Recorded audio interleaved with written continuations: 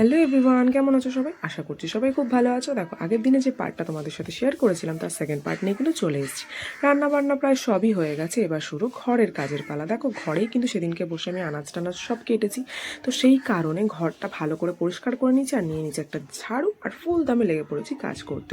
আর দেখো, সেদিনকে কিন্তু রোদটা একটু উঠেছিল, আর এই কদিন কিন্তু বেশ মেঘলা মেঘলা রয়েছে আমাদের ওখানে, সেরকমভাবে রোদ ওঠেনি। তো ঘরের যাবতীয় কাজ সব কিন্তু করে নেওয়ার পর আমি প্রচণ্ড টায়ার্ড হয়ে গেছি। ঘর ফর ঝাড় দিয়ে নিই, এবার ভাবছি কী করা যায়, ঘরটা একবার মুছে ফেলি। তো পুজোটা সকালবেলা হয়ে গেছিলো, তাই জন্য পুজোর চাপ ছিল না। তো দেখো, তারপর নিয়ে নিয়েছি ঝাড়, মানে লাঠি, এটাকে কি বলে যায় না, ওই আর কি ঘর মোছার লাঠি। তো ঘরটার মুছে নেওয়ার পর স্নান করে চলে এসেছি। পেয়ে গেছে প্রচণ্ড জোর খিদে। গাইস, জানো একটা জিনিস তোমরা সবাই এগ্রি করবে, যে একে তো সারাদিন এত কাজ করেছি, আর নিজের হাতে রান্না করা খাবার যেন এক্সট্রা আরও খিদে বেড়ে যায়, সে যেমনই হোক। চলো, ভাত আর চিকেন নিয়ে চলে এসেছি, তোমাদেরকে একবার টেস্ট করে জাস্ট বলছি।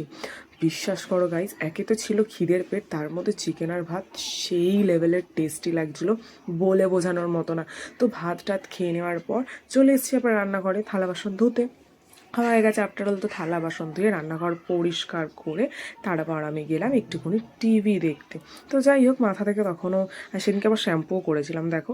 তো একটু টিভি দেখতে চলে এসেছি, আর নিয়ে এসেছিলাম বাজার থেকে একটু আঙুর। তো খাবার পর উঠে কি করবো, একটু আঙুর খেয়ে নিলাম।